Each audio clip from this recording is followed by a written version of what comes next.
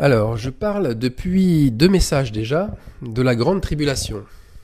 Et c'est vrai, il y a une grande confusion entre une tribulation qui est grande et la grande tribulation. Une tribulation qui est grande peut atteindre n'importe quel croyant, comme Job l'a vécu en son temps. Cela a brisé l'homme, cela a brisé sa famille et tout son entourage, par la maladie, par la ruine, par le deuil. Et la grande tribulation, c'est un peu la même chose, mais en plus grand. C'est une période qui est généralisée et elle touche une grande partie de la planète, tous les secteurs d'activité, toutes les classes sociales.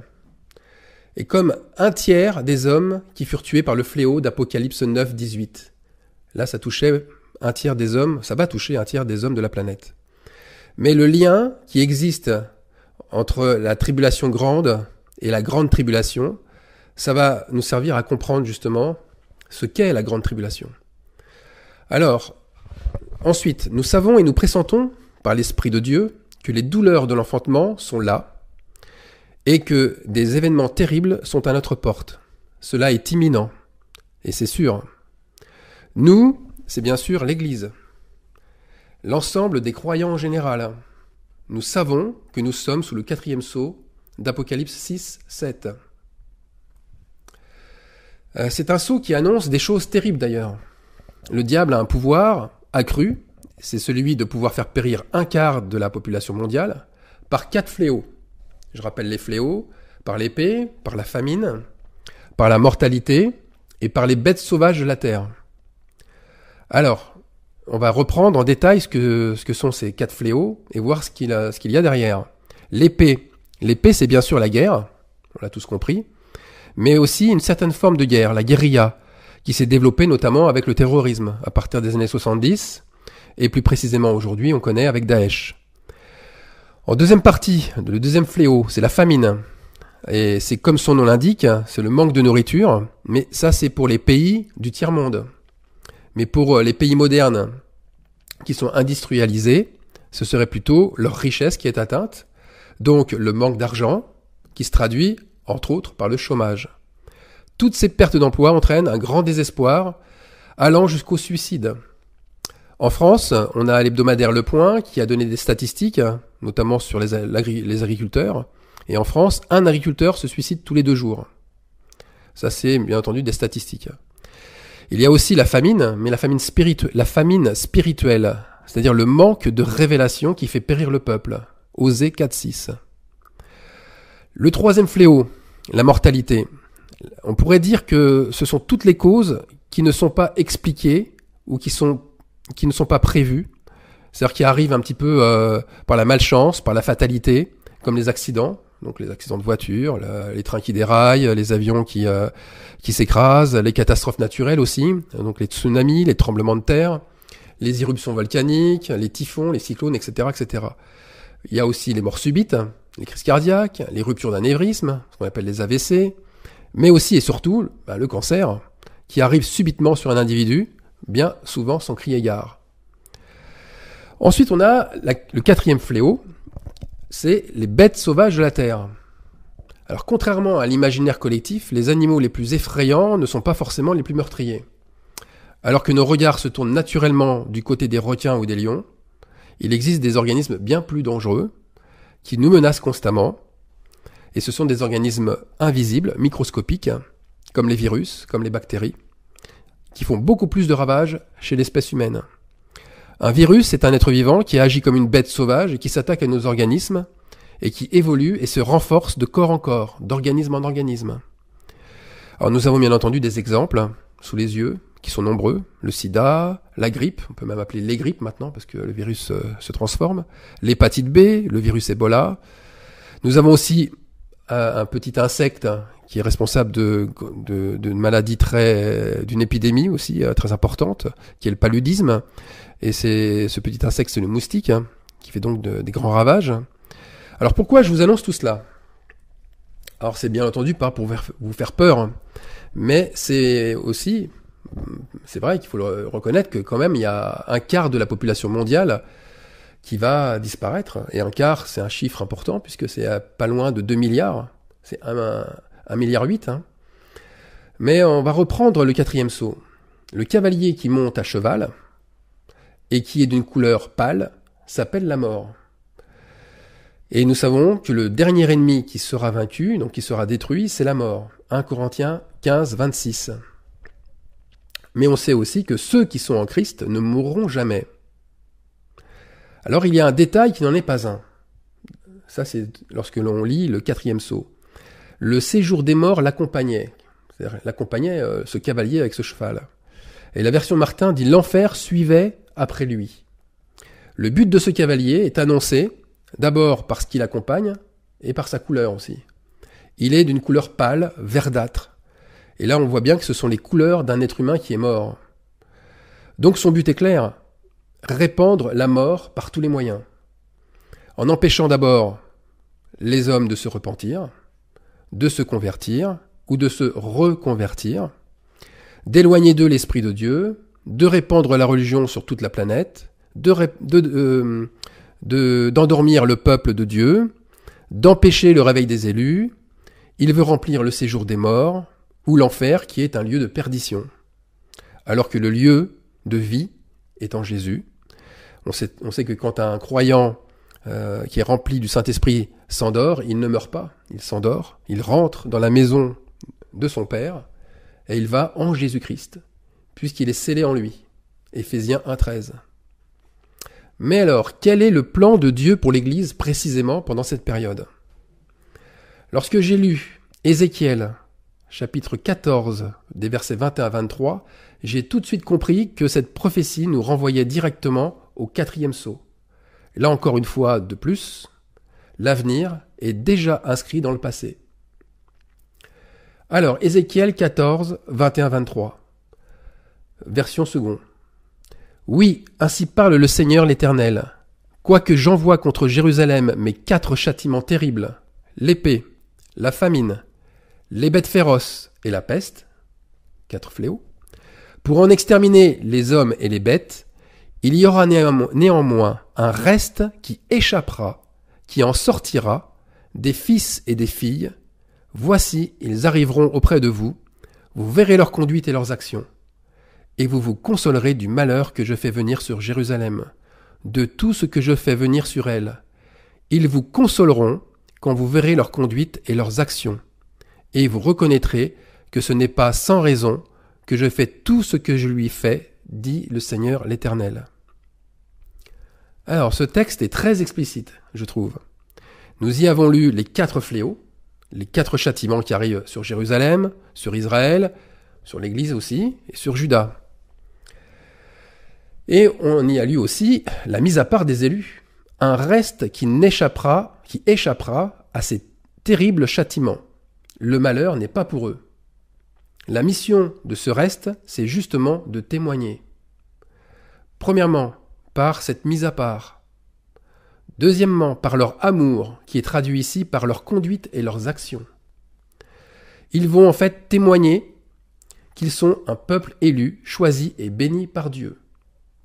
Ils ont en eux en fait l'esprit de consolation qui est le Saint-Esprit, et ils consoleront l'Église qui est dans le malheur. Mais alors de quelle façon ? Eh bien ces croyants incrédules, qui vont les croiser, qui vont les voir, ils ouvriront alors leurs yeux sur la justice de Dieu, et ils comprendront réellement les raisons de leur châtiment. Et la raison principale, c'est parce qu'ils ont été infidèles. Et ça, on lit à la fin du chapitre 15, en suivant Ézéchiel 14, ensuite Ézéchiel 15, parce qu'ils ont été infidèles. Ils comprendront qu'ils ont été châtiés à cause de leur infidélité au Seigneur. Alors ces châtiments, Ézéchiel nous les explique dans le même chapitre 15, c'est par le feu pour consumer les habitants de Jérusalem, donc les infidèles des églises. Et je vous parlais dans mon dernier message du feu de la fournaise, du livre de Daniel, les 3 judaïtes qui avaient réchappé alors que ceux qui les avaient mis à l'intérieur, eux, avaient été consumés.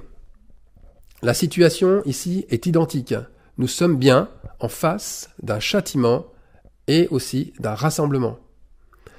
Alors il y a un autre passage biblique dans le livre de l'Apocalypse qui nous montre aussi comment les choses se passent au début, au tout début, vraiment au tout début. Et pour ça, on va lire Apocalypse, chapitre 9, versets 1 à 6. Je commence à vous le lire.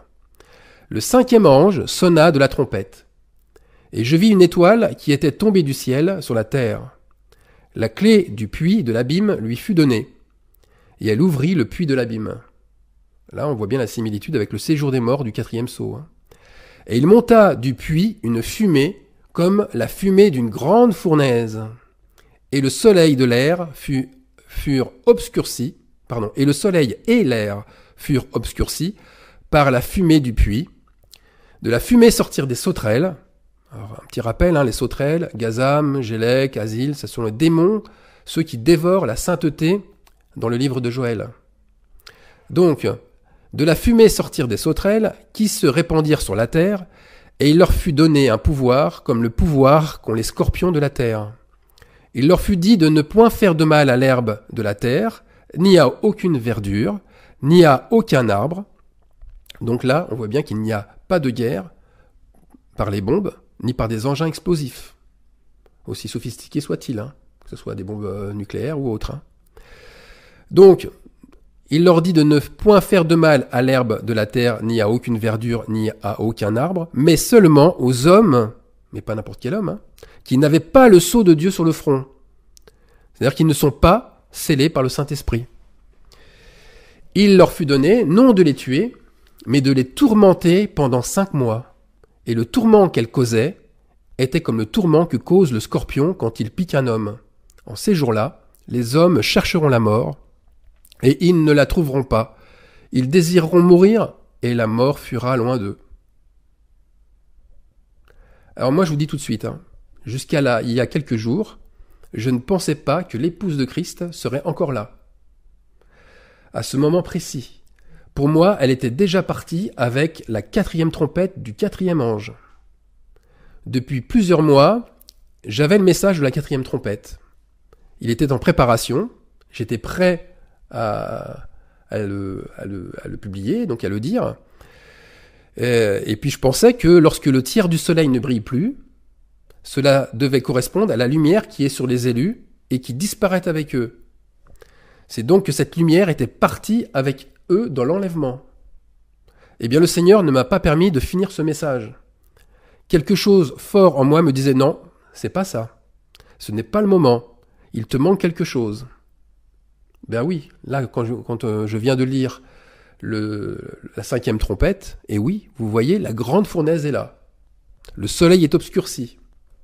Et il y a ce sceau de Dieu sur le front de ses élus qui montre bien qu'ils sont présents. Et les élus sont comme la nature, si vous avez remarqué, comme l'herbe, comme les arbres. Ils seront épargnés par les catastrophes. Il y a un détail qui n'en est pas vraiment un, qui figure en plus dans le passage de l'Apocalypse de Jésus-Christ. J'aime bien dire l'Apocalypse de Jésus-Christ et non l'Apocalypse de Jean, parce que c'est faux, mais dans l'Apocalypse de Jésus-Christ annoncé par Jean, il y aura, dans ce petit détail, 5 mois de tourment. Je ne sais pas si vous avez remarqué, 5 mois de tourment. Et ça, c'est les premiers signes de la tribulation, de la grande tribulation. 5 mois de tourment. Le départ de la grande tribulation, c'est le premier malheur annoncé en Apocalypse 9, 12. Il y a 3 malheurs qui caractérisent la grande tribulation. Apocalypse 8, 13. Et à chaque malheur est associé une trompette et un ange. Et chaque malheur met la barre de l'insoutenable de plus en plus haut. La fournaise augmente de plus en plus. Alors revenons au tourment. Il y a pendant ces 5 mois de tourment, des démons qui vont tourmenter les humains à tel point qu'ils chercheront leur délivrance par le suicide sans pouvoir y parvenir. Et le tourment est comparé ici à la piqûre du scorpion. Cette piqûre, concrètement, elle occasionne une forte douleur. Et à un certain stade, elle crée des troubles respiratoires. Elle crée une pression sur le thorax, une pulsation cardiaque qui est très élevée, des crampes musculaires, une forte agitation. Bref, on voit tous les symptômes de spasmes incontrôlés. Alors imaginez l'oppression.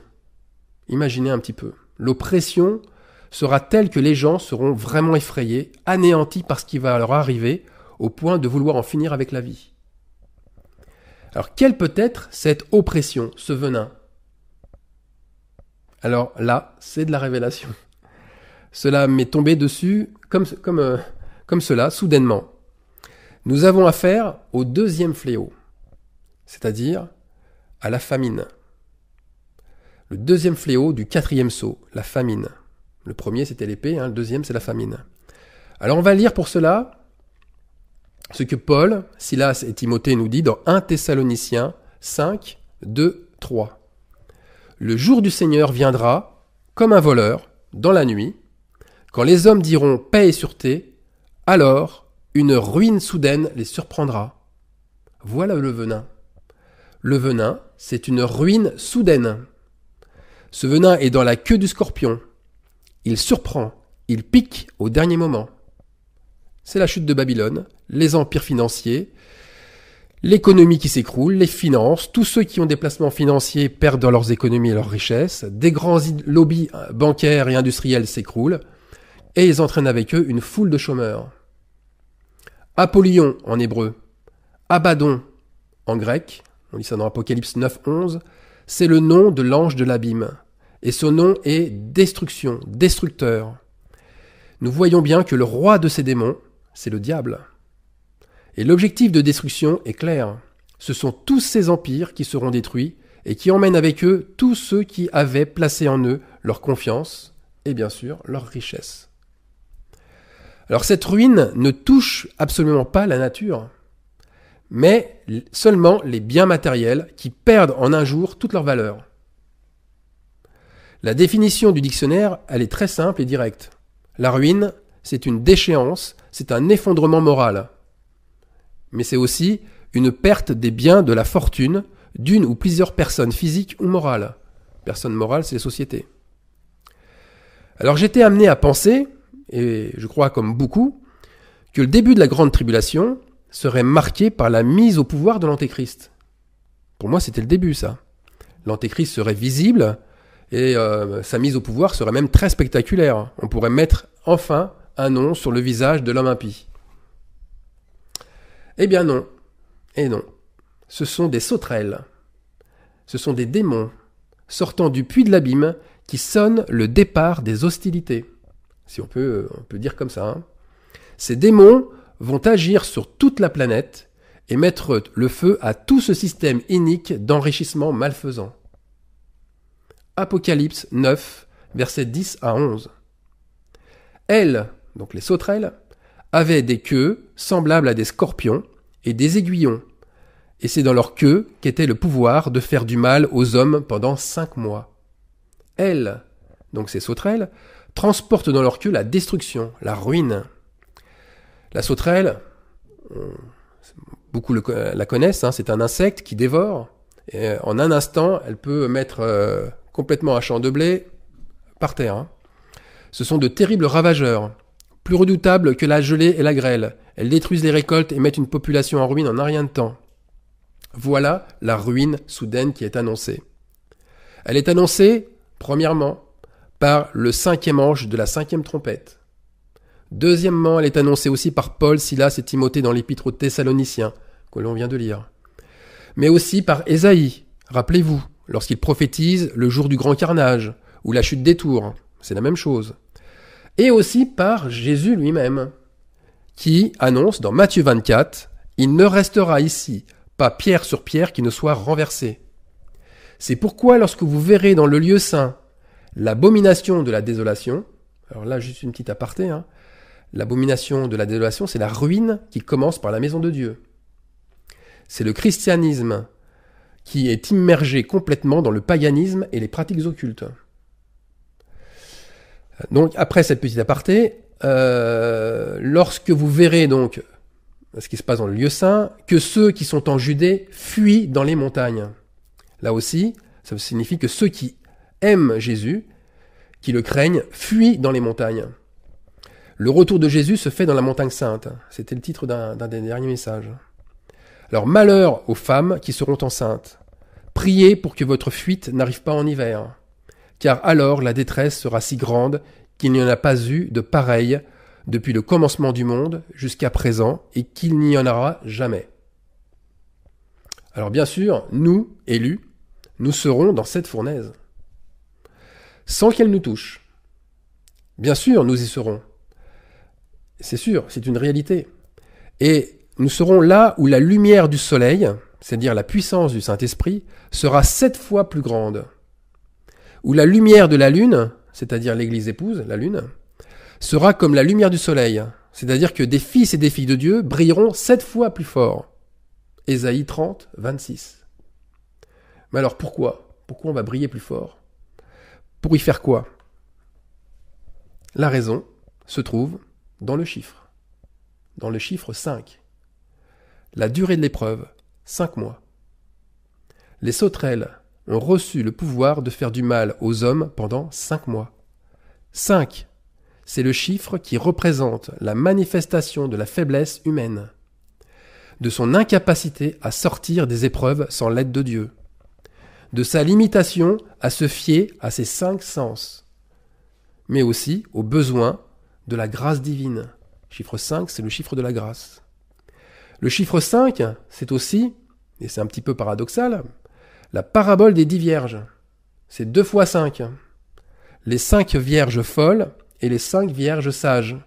Les 5 sens charnels opposés aux 5 sens spirituels.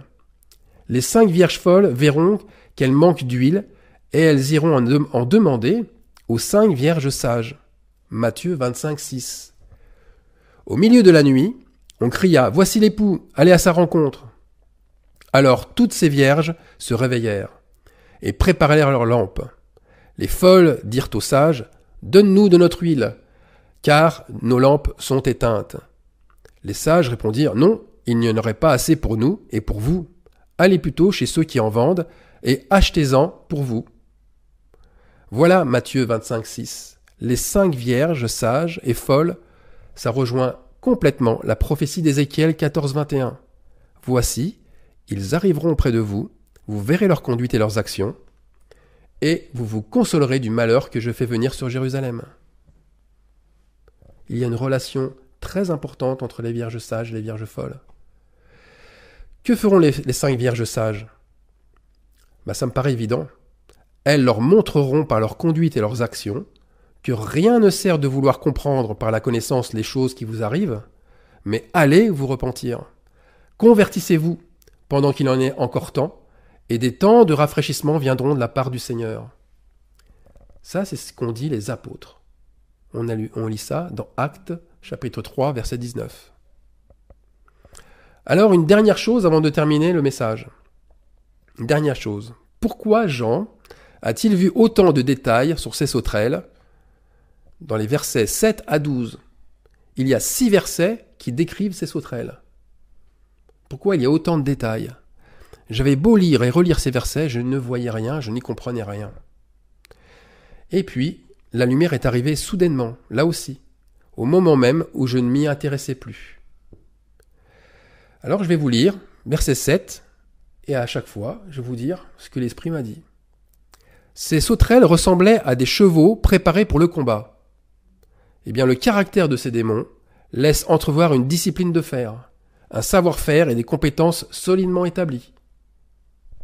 Je continue. Il y avait sur leur tête comme des couronnes semblables à de l'or. Eh bien, ces sauterelles sont couronnées, c'est-à-dire qu'elles convoitent les premières places, les premiers rôles. Elles s'attribuent les places en or. Elles s'incarnent dans des chefs d'entreprise, dans des dirigeants de banque, des gouverneurs de pays, des chefs religieux, des responsables politiques. Et leurs visages étaient comme des visages d'hommes. Eh bien, ces démons sauterelles sont à l'intérieur d'êtres humains et prennent l'apparence de ces grands hommes. Elles les manipulent. Elles avaient des cheveux comme des cheveux de femmes. Les cheveux ont toujours été les attributs féminins, les premiers mis en valeur. Aussi, elles inspirent ces hommes d'affaires, donc elles, ces sauterelles, elles inspirent ces hommes d'affaires à se coiffer, à se parfumer, à prendre soin de leur look comme des femmes. Et leurs dents étaient comme des dents de lion. Ces grands responsables ne sont avides que de gains, que de réussite et de pouvoir. Eh bien, ces sauterelles les inciteront toujours plus à dévorer et à déchiqueter tout, absolument tout, pourvu que cela leur rapporte de la notoriété. N'oublions pas, ils se sont organisés à l'intérieur d'un système mafieux. Pour la plupart, ils agissent comme des parrains dans la mafia. Alors je continue encore par rapport aux 7 trompettes et à la description des sauterelles. Elles avaient des cuirasses comme des cuirasses de fer. Ces démons, insectes, leur donnent de l'assurance. Pour que ces dirigeants se sentent intouchables, comme sous haute protection, quasi invulnérables, sous leur cuirasse de fer. Personne ne peut les atteindre. Beaucoup d'ailleurs passent à travers les scandales. Et dernier verset, « Et le bruit de leurs ailes était comme un bruit de chars à plusieurs chevaux qui courent au combat. » Ces démons sont innombrables, ils sont lâchés tous azimuts, ils touchent toutes les nations, et ils envahissent tous les domaines, politiques, économiques, sociaux, religieux, et rien ne les arrête dans leur mission. Ils ont la couronne de la destruction sur leur tête, où le nom de leur roi y est inscrit, Abaddon, on l'a lu tout à l'heure, ou Apollyon, destructeur. Voilà, mes frères et sœurs, en Christ, restons dans la paix, soyons dans la paix et la louange. Ces temps de ruine sont à la porte. Et c'est vrai, comme le dit Jésus, prions pour qu'ils n'arrivent pas en hiver, pour que ces temps n'arrivent pas pendant qu'il fait froid, pendant qu'on n'a rien pour pouvoir faire pousser dans nos jardins et dans nos potagers, c'est ce qu'elle veut dire. Et que le Saint-Esprit aussi, on le sait, il nous avertira au moment voulu. Amen.